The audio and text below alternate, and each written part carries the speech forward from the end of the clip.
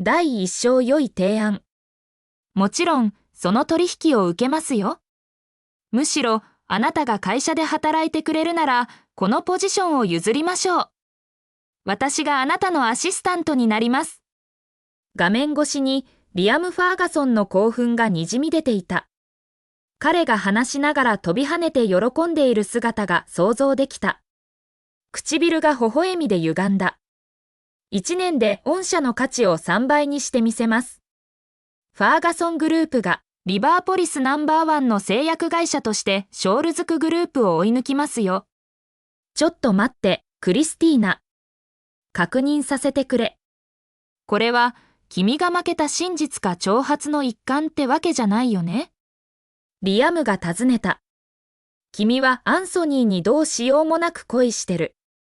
街中みんな、君があいつにベタ惚れなのを知ってるよ。それで有名だ。もし君が一人であいつの会社を救わなかったら、とっくにアンソニーは破産してたってね。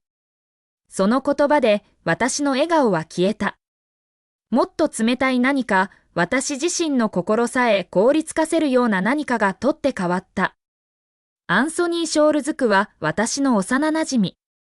お互いの初恋だった。彼は冷たくよそよそしく、みんなの前で私を恥ずかしめるのが好きだったが、私は我慢していた。愛が一番大切だと思っていたから。3年前、彼の会社は危機に陥った。倒産が迫っていた。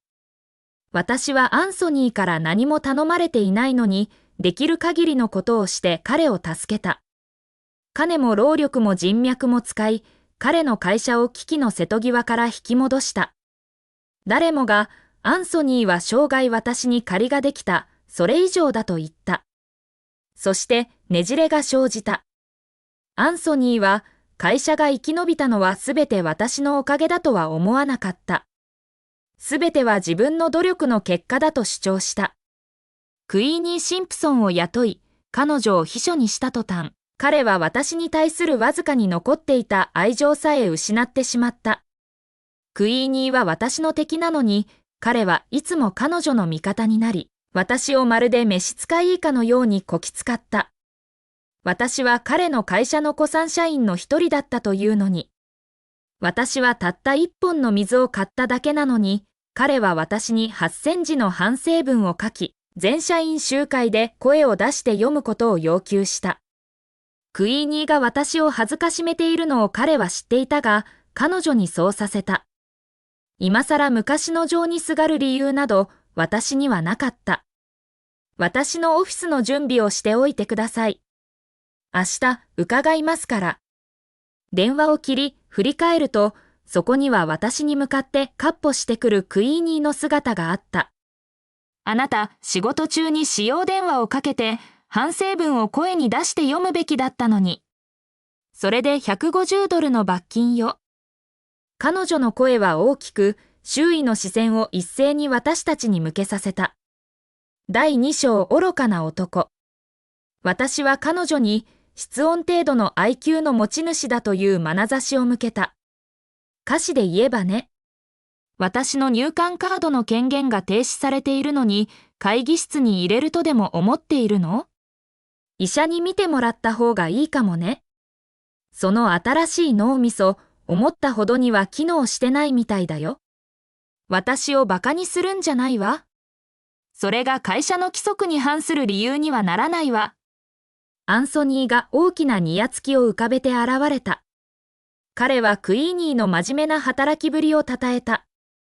相変わらず真面目な社員だな、クイーニー。会社が良くなるために必要な人材だ。クイーニーは得意げに笑い、私に挑戦的な視線を向けた。アンソニーは私に注意を向けた。反省文はやめろ、クリスティーナ。どうせ時間の無駄だ。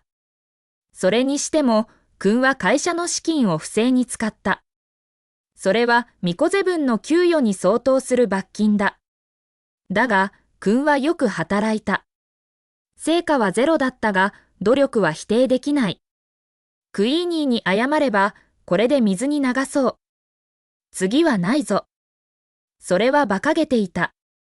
あなたのその裁定には正義を聞き取っているようだが、私は正義の女神が恥ずかしさに泣く声を聞いている。その罰は自分で取っておきなよ、アンソニー。やめてやる。それがクイーニーを逆上させた。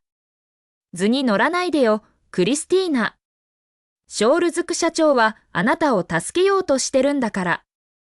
私はそれには取り合わなかった。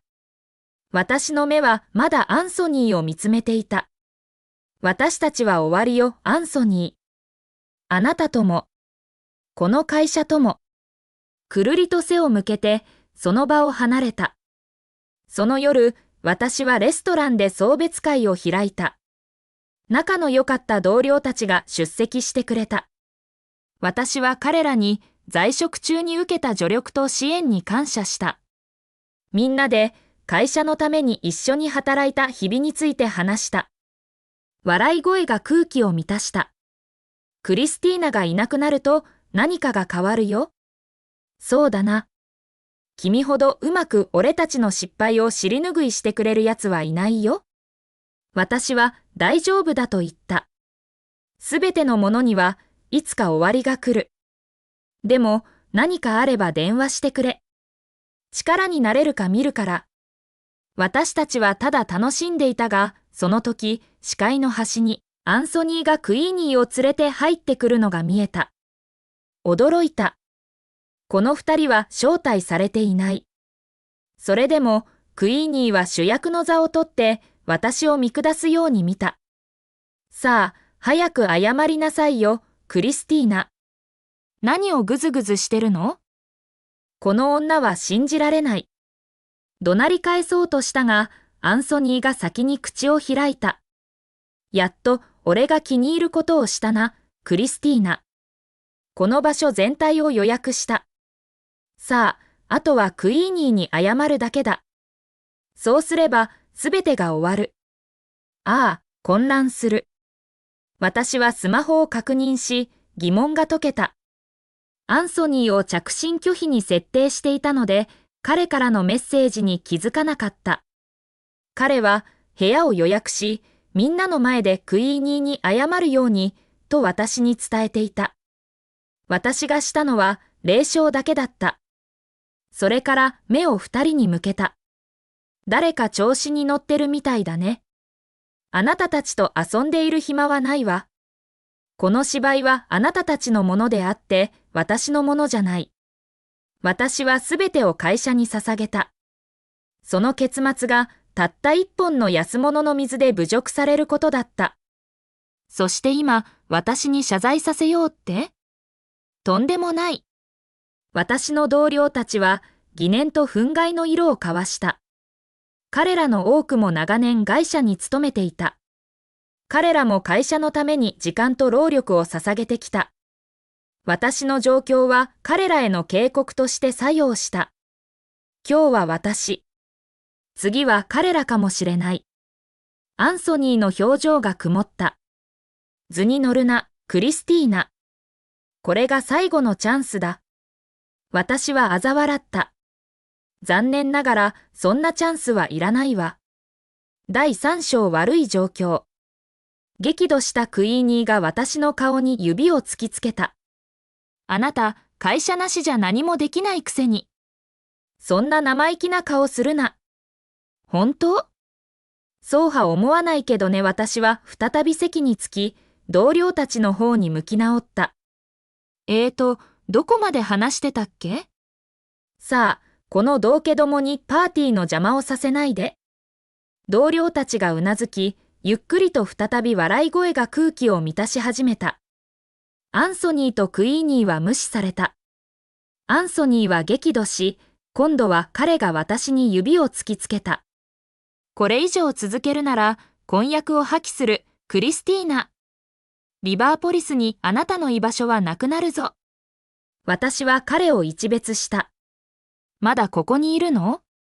警備員は何してるの？警備員さん。ここは私が予約した場所です。招待されていない客を追い出してほしい。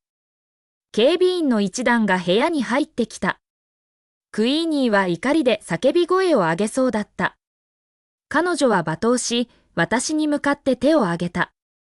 ショールズク社長にそんなことできるわけないでしょ、このビッチ。警備員がその手が届く前に掴み、彼女は1ミリも動けなくなった。クイーニーはすぐに苦痛の仮面をかぶり、手首をくねらせた。手が折れるわ。と彼女は叫んだ。アンソニーは彼女の痛みを感じ取った。これで終わりじゃないぞ、クリスティーナ。この警備員たちを暴行で訴えてやる。クイーニーに謝るか、さもなければな。私はまた嘲笑った。アンソニーが顔を真っ青にして叫んでも、私は少しも気にしなかった。私の無関心がアンソニーに伝わった。彼は辛辣な視線を私に投げつけ、クイーニーと急いでその場を去った。彼は彼女にもう怪我をさせたくなかった。翌日、私は会社に荷物をまとめに行った。同僚の一人が近づき、囁いた。クイーニーが今朝一番にあなたのオフィスを乗っ取ったよ、クリスティーナ。これはまずい。眉間にシワを寄せたが、私はとにかく自分のオフィスに行った。中には誰もいなかった。ほっと息をつき、荷物の整理を始めた。途中、クイーニーが警備員たちを連れて入ってきた。ここは私のオフィスよ、クリスティーナ。不法侵入。泥棒。私は一瞬荷造りをやめ、彼女を冷たく見た。ここは私のオフィス。私の荷物をまとめてるだけ。何も盗んでいない。彼女は嘲笑い、近づいてきて、まっすぐ私の目を見つめた。私に口答えしようとしないで。あなたはクビなんだから、ここはもう私のオフィス。私はデスクの上にある私物を指さした。クビにされたかもしれないけど、私の個人用ノートパソコンと書類を取る権利はある。彼女はこれにも用意していた。それは私物じゃないわ。会社の極秘情報が入ってる。持ち出し禁止。私は冷笑した。じゃあ、警察を呼ぶしかないな。それが彼女の笑顔を消し去った。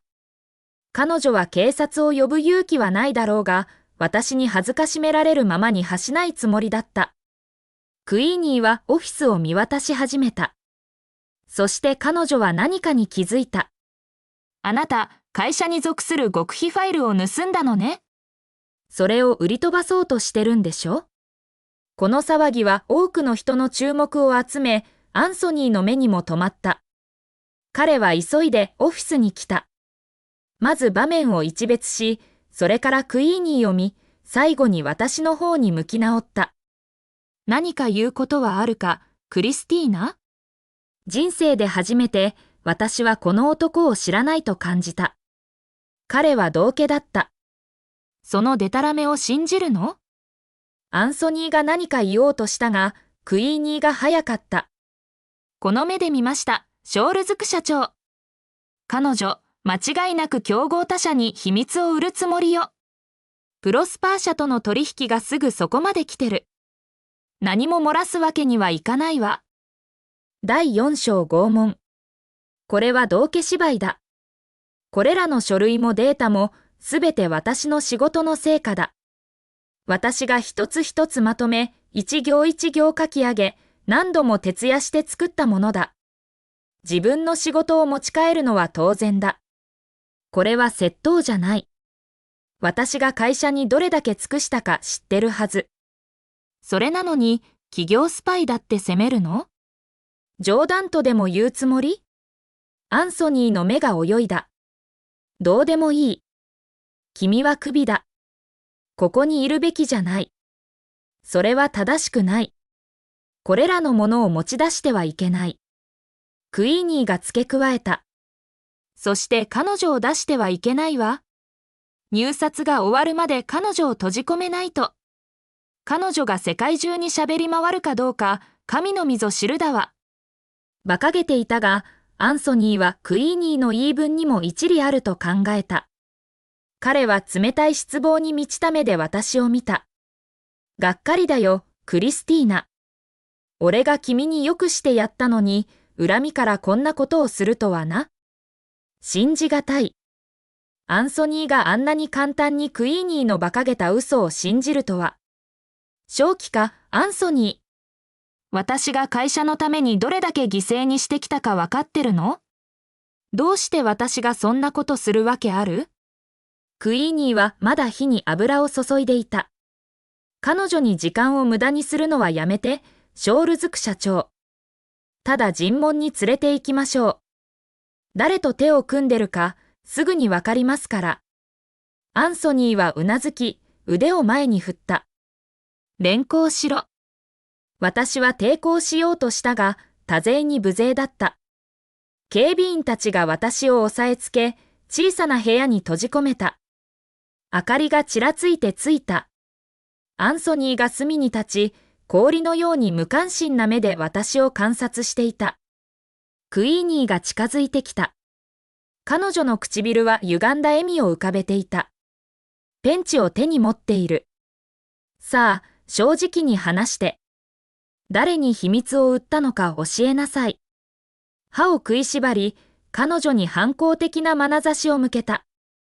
誰にも売ってない。根拠のない嫌疑だ。クイーニーが足で私の腹を蹴った。苦痛に体を丸め、汗が雨のように流れた。頑固ね彼女はしゃがみ込み、ペンチで私の指を一つ挟んだ。さあ、話す気ある？私は唇を閉じたままにした。この連中に屈するわけにはいかない。アンソニーの忍耐は限界に近づいていた。彼の目には軽蔑しかなかった。はけよ、クリスティーナ。俺が裏切り者が大嫌いなのは知ってるだろう。私はまだ沈黙していた。クイーニーがペンチに力を込め、私の爪を引き抜き始めた。痛みに私は叫び声を上げ、ガクが脈打った。それでも彼女はやめなかった。いいわ、黙ってなさい。その代償を払ってもらうから。彼女が引っ張るたび、私の魂が引き裂かれていくようだった。体は無意識に痙攣した。耐えられない痛みで気を失いそうだった。アンソニーは相変わらず無関心に見つめていた。私の拷問がまるで画面の中のショーであるかのように。いつまでも持ちこたえられないぞ、クリスティーナ。自白すれば苦しみは少なくて済む。私は口から血を吐き出した。うなるようなうめき声が喉からこぼれた。神は見てる、アンソニー。神の罰が下る。クイーニーは私のもう一つの爪を引き抜き、床に放り投げた。そしてあなたが先に神に会うことになるわ。痛みで世界そのものが霞んで見えた。私はゼリーのように床にえたり込んだ。激しく上下する胸だけが私がまだ生きている証拠だった。アンソニーが眉を潜めた。もういい。殺すな。彼女から答えを引き出す必要がある。第5章ファーガソンの勝利。クイーニーはようやくやめた。彼女はペンチで私の方を叩いた。これがちょっとした教訓よ、クリスティーナ。私はいつだって虫けらのようにあなたを殺せる。アンソニーを私から奪おうとしないで。あなたに勝ち目はないから。彼女はアンソニーの腕に飛び込み、二人で部屋を後にした。私は監禁され、死が訪れるのを待っていた。痛みは体を波打つように襲い続けた。息をするたびに、針が肺を刺し、針が皮膚の隅々まで噛みつくような感覚だった。絶望が私を飲み込もうとしたその時、誰かがとても注意深くドアを開けた。ほんのわずかな隙間だけだった。ここから連れ出すよ、クリスティーナ。私の部下の一人、レスリーだった。彼はとても優しく接してくれたが、それでも私の傷に触れてしまった。私はうめいた。傷に触った？本当にごめん、クリスティーナ。歯を食いしばり、首を振った。大丈夫。とにかくここから出して。レスリーがうなずき、ゆっくりと会社の入り口へと進んだ。外に出た瞬間、私たちは車列に迎えられた。リアムがすぐに私に近づいてきた。どうしたんだ、クリスティーナ？無理に笑みを作った。対処できないほどのことじゃないよ。私たちは車に乗り込んだ。リアムは私のめちゃくちゃになった手に気づき、泣き出した。そっと私の傷を清潔にし、軟膏を塗った。それから包帯を巻いてくれた。静かに私は彼を見た。来月、プロスパー社との取引を取るわ、リアム。1ヶ月が過ぎた。入札の日だ。プロスパー社の取引を手にすれば、リバーポリスのトップファミリーになれることは誰もが知っていた。リアムと私は会場に入り、アンソニーとクイーニーに出くわした。アンソニーは冷ややかに私を見た。おやおや、クリスティーナじゃないか。どうだ、落ちぶれたみたいだな。リアムみたいなバカだけがお前を拾うよ。クイーニーは相変わらず調子を合わせた。そうよ。あなたの提案書には価値なんてない。自分を恥をかかせるだけ。私はプロスパーの CEO と友達なの。彼は私を尊敬してる。何しようとしても無駄よ。あなたに勝ち目なんてないから。リアムは眉を潜めた。厳粛に彼は言った。鶏が帰る前に数を数えるのは早すぎるよ。アンソニーは嘲笑った。彼はリアムを真剣な競争相手とは見ていなかった。この場にいる誰が俺の相手になれると思う？お前がか？目を覚ませ。お前の家系は一度も俺の家系に勝ったことがない。一度もだ。司会者が舞台に立ち、手に持っていた封筒を開けた。騒音が収まった。沈黙が訪れた。全員の目が舞台に向けられた。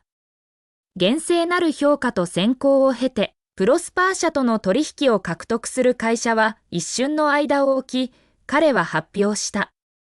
ファーガソングループです。アンソニーの笑顔が凍りついた。